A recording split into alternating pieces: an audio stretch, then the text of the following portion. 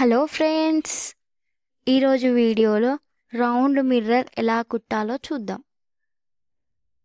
First mirror పక్క నుంచి ఒక లాంగ్ చైన్ తీసుకోవాలి.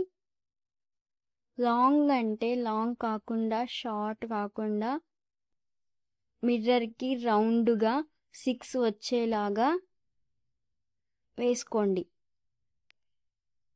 మిర్రర్కి పక్క పక్కనే లాంగ్ గొలుసు తీసుకోవాలి. ఒక రౌండ్ కంప్లీట్ అయ్యాక ఫస్ట్ వేసిన లాంగ్ గొలుసు మధ్యలో నుంచి మళ్ళీ గొలుసు తీసుకొని లాంగ్ గొలుసు వేసుకోవాలి. ఒకసారి వీడియోలో చూడండి. మిడిల్లో నుంచి లాంగ్ గొలుసు ఎలా తీస్తున్నానో అలా వేసుకోండి.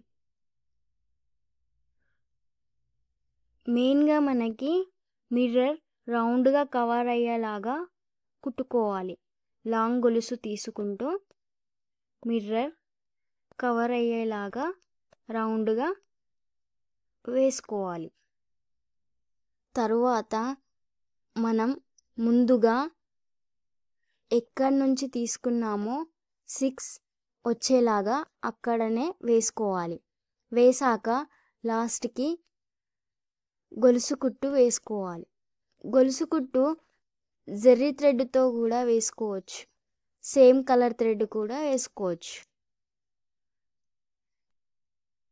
ఈ మిర్రర్ టైప్ నంబర్ వచ్చేసి 1.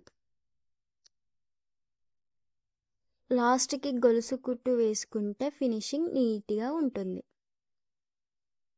లాస్ట్కి ముడి వేసుకోవాలి. ముడి వేసుకునే విధానం ఇది.